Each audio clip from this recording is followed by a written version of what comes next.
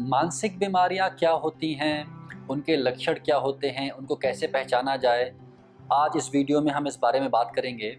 दोस्तों नमस्कार, मेरा नाम डॉक्टर प्रवीण त्रिपाठी है। मैं एक सीनियर साइकेट्रिस्ट, डी एडिक्शन और सेक्सुअल डिसऑर्डर स्पेशलिस्ट हूँ। तो मानसिक बीमारियां, जिसको हम साइकेट्रिक इलनेस या साइकोलॉजिकल इलनेस भी कहते हैं, इनको कैसे पहचाना जाए, इनके लक्षण क्या होते हैं आखिर। जब भी हम किसी साइकेट्रिक इलनेस के बारे में बात करते हैं, मानसिक बीमारी के बारे में बात करते हैं, तो आमतौर पे 3 डोमेन्स में उसके सिम्टम्स मिल सकते हैं। पहला होता है सिम्टम्स ऑफ इमोशंस या फिर डिसऑर्डर्स ऑफ इमोशंस, आप कैसा महसूस करते हैं उसकी एबनॉर्मेलिटीज़। दूसरा होता है डिसऑर्डर्स ऑफ थॉट, आपकी सोच की एबनॉर्मेलिटीज़।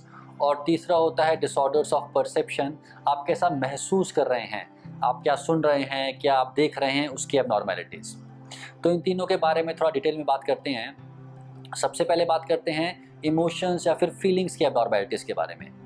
अब दोस्तों, आमतौर पे हर इंसान कभी थोड़ा खुश होता है, कभी थोड़ा दुखी होता है, कभी थोड़ा गुस्सा होता है, कभी थोड़ा घबराहट होती है उसको। ये सबको नॉर्मल माना जाता है, ये कोई बीमारी नहीं होती। लेकिन यदि कोई एक पर्टिकुलर इमोशन कुछ ज़्यादा ही स्ट्रांग हो और कुछ ज़्यादा ही लंबे समय तक चलता रहे, तो वो एबनॉर्मल माना जाता है। जैसे कि कभी कभार हम सभी दुखी होते हैं या सैड फील करते हैं, लेकिन अगर सैडनेस एक लेवल के ऊपर पहुंच जाए तो उसको हम डिप्रेशन मान सकते हैं या फिर डिप्रेस मूड बोल सकते हैं। तो कैसे डिफ्रेंशिएट करें ये नॉर्मल सैडनेस को एबनॉर्मल सैडनेस से? 2 शब्दों का इस्तेमाल किया जाता है, persistent and pervasive. So persistent and pervasive sadness is what defines depression. समझते हैं मतलब क्या हुआ इस चीज़ का। परसिस्टेंट मतलब एक ऐसी उदासी जो कि हमेशा ही है, चले ही जा रही है, हर चीज़ में है। जैसे कि आमतौर पे देखा गया है कि मान लीजिए आप दुखी भी हैं और आपकी लाइफ में कुछ अच्छा हुआ, किसी ने जोक किया या कोई परिवार वाला मिलने आ गया, तो आपको थोड़ा अच्छा लगता है, अच्छा महसूस होता है। लेकिन अगर आपको परसिस्टेंट सैडनेस है तो वो हमेशा ही रहेगी, किसी भी चीज़ से बदलेगी नहीं। और परवेजिव मतलब लाइफ के हर डोमेन में, चाहे आप पढ़ाई कर रहे हैं, चाहे आप ऑफिस में हैं, चाहे आप क्रिकेट खेल रहे हैं, चाहे आप मूवीज़ देख रहे हैं, हमेशा ही वो उदासी आपके मन में रहेगी। तो अगर ये उदासी परसिस्टेंट और परवेजिव हो रही है तो इसको नॉर्मल नहीं माना जाएगा, ये शायद डिप्रेशन का लक्षण है। जैसे उदासी एक एबनॉर्मल इमोशन हो सकता है, वैसे ही घबराहट भी कॉमनली एक एबनॉर्मल इमोशन होता है। कभी कभार घबराहट होना नॉर्मल है, कल आपका एग्ज़ाम है, कल आपकी ऑफिस में प्रेजेंटेशन है, थोड़ी आपको एंग्जाइटी हो रही है, वो ठीक है। लेकिन अगर आपको कुछ ज़्यादा ही एंग्जाइटी होती है, आपको इतनी एंग्जाइटी हो रही है कि प्रेजेंटेशन आप दे ही नहीं पा रहे हैं, या फिर प्रेजेंटेशन के टाइम पे आपके चेहरे पे पसीना आ रहा है, आप काँप रहे हैं, लोग देख रहे हैं आपको कि क्या हो गया है इसको, वो एबनॉर्मल है। या फिर बिना किसी वजह के एंग्जाइटी या घबराहट होना, आप घर में बैठे हैं, आपके मन में चल रहा है कि आपके हस्बैंड घर पे टाइम पे क्यों नहीं आए, बच्चों को स्कूल में कुछ हो तो नहीं गया, पेरेंट्स की तबीयत कैसी है, और ये सब सोच के मन में घबराहट आए जा रही है। बिना किसी वजह के अगर घबराहट हो रही है, उसको भी एबनॉर्मल माना जाता है। कई बार लोगों को अपने खुद के शरीर को लेकर घबराहट होने लगती है, चेक करते रहते हैं कि बीपी तो नहीं बढ़ गया, चेक करते रहते हैं कि हार्ट रेट तो नहीं बढ़ गई, बार बार ईसीजी कराते हैं, बार बार टेस्ट कराते हैं, सब कुछ नॉर्मल आने के बाद भी मन में घबराहट रहती है कि कहीं हार्ट अटैक ना हो जाए, कहीं कोई बीमारी ना हो जाए। इसको भी एबनॉर्मल माना जाएगा, एबनॉर्मल एंग्जाइटी माना जाएगा। तो डिप्रेशन और anxiety, excessive sadness and excessive anxiety, ये कॉमन एबनॉर्मल इमोशंस माने जाते हैं। दूसरी बात करते हैं डिसऑर्डर्स ऑफ थॉट के बारे में, जो सोच की एबनॉर्मेलिटीज़ होती हैं। अब देखिए, एक एबनॉर्मेलिटी सोच की होती है जिसको हम बोलते हैं नेगेटिव थिंकिंग, अक्सर डिप्रेशन के पेशेंट्स में पाई जाती है। इन केसेस में इनके मन में हर चीज़ के बारे में नेगेटिव थॉट ही आता है, अपने बारे में स्पेशली नेगेटिव थॉट्स आते हैं। इंसान के मन में अपने लिए आता है कि मैंने लाइफ में कुछ अचीव नहीं किया, मेरे में कोई क्वालिटी नहीं है, मैं कुछ कर नहीं पाऊँगा, कोई मुझे पसंद नहीं करता। फ्यूचर के बारे में नेगेटिव थॉट कि ज़िंदगी आगे भी ख़राब ही रहने वाली है, आगे भी कुछ अच्छा होने के चांसेस नहीं हैं, कोई मेरी मदद नहीं कर पाएगा। इस टाइप के नेगेटिव थॉट्स एबनॉर्मल माने जाते हैं, अक्सर डिप्रेशन में पाए जाते हैं। थॉट की एक एबनॉर्मेलिटी जो कि स्किज़ोफ्रेनिया में पाई जाती है, उसको हम बोलते हैं डिल्यूजन। कई बार इसको शक भी बोला जाता है। डिल्यूजन में क्या होता है, पेशेंट को किसी एक ऐसी पर्टिकुलर चीज़ पे बिलीफ हो जाता है जो कि गलत है, लेकिन उसका बिलीफ टस से मस नहीं होता, बिल्कुल हिलता नहीं है। मान लीजिए एक पेशेंट को बिलीफ हो गया कि पड़ोसी मेरे को घूर रहे हैं, पड़ोसी मुझे मारना चाहते हैं, मेरे घर वाले मेरी जायदाद देना चाहते हैं। किसी पेशेंट को बिलीव हो गया कि उसको लगता है उसकी वाइफ का कहीं अफेयर चल रहा है। अब ऐसा कुछ है नहीं। आप पेशेंट को कितना भी रीज़न दे दीजिए, कितना भी समझा दीजिए, आप उसको बताइए कि आपकी वाइफ तो घर से बाहर तक नहीं निकलती है, अफेयर कहाँ से होगा, लेकिन ये बात ये मान नहीं पाते हैं क्योंकि एक बीमारी का पार्ट है, ये डिल्यूजन है। डिल्यूजन भी एक सोच की बीमारी है।